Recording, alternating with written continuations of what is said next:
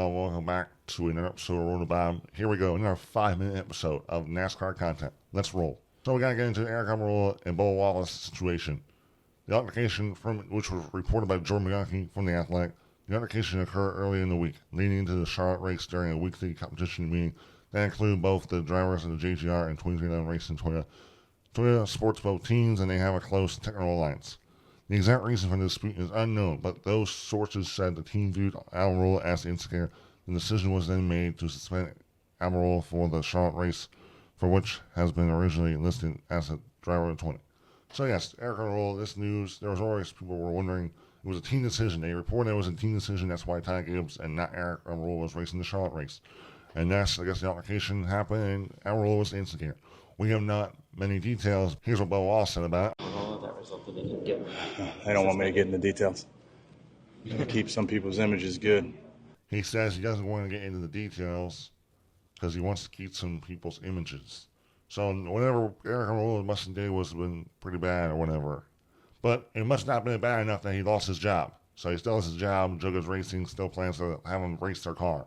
I think Jordan McGuckie expects their suspension to be up pretty soon here. He's scheduled to run the Indianapolis race for Xfinity Series, so that's what I expect to see happen. Who knows what happened? It doesn't really matter. These guys don't race on Sunday anymore. It's just because Bubba Wallace's past history, it's a big deal.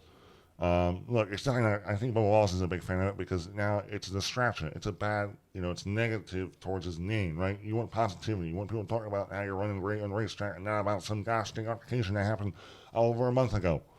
But that is what it is. That's what the media's job is. They're supposed to report things and make something bigger that maybe isn't even that big. But yeah, that's all I got on that. Richard Childress Racing announced Andy Petree is retiring, and it's effective immediately. So it's halfway through the middle of the season. Andy Petree is retiring. Wow.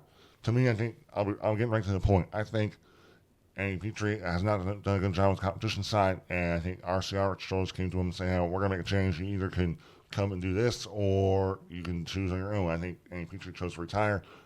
Kyle Busch said that he respects the heck out of Andy, but hopes the changes make a difference. They chose Keith Rodman. He was the crew chief for Austin Dillon this year, but they've been sucking, so they made a crew chief change, and now he'll be the competition director.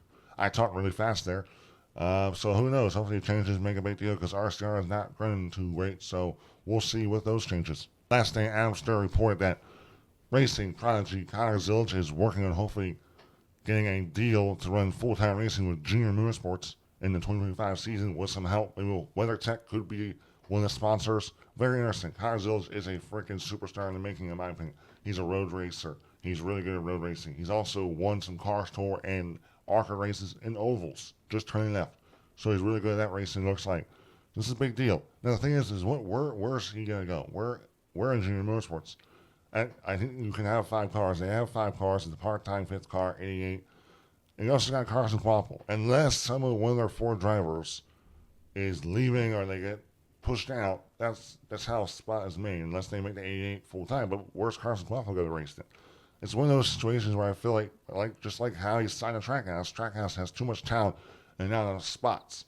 So Junior Motorsports, unless maybe just all the guys go retire or Brandon Jones or is going somewhere. Like a lot of the guys that are racing, they have on that Junior Motorsports team, they all have sponsorship. So it's an interesting situation. But hey, look, I think Connor Zilisch deserves it. I'll be excited to watch him if he does go full time because I think there's a lot of potential. There's a lot of potential for him to go to the Cup Series and be a future Cup Series champion.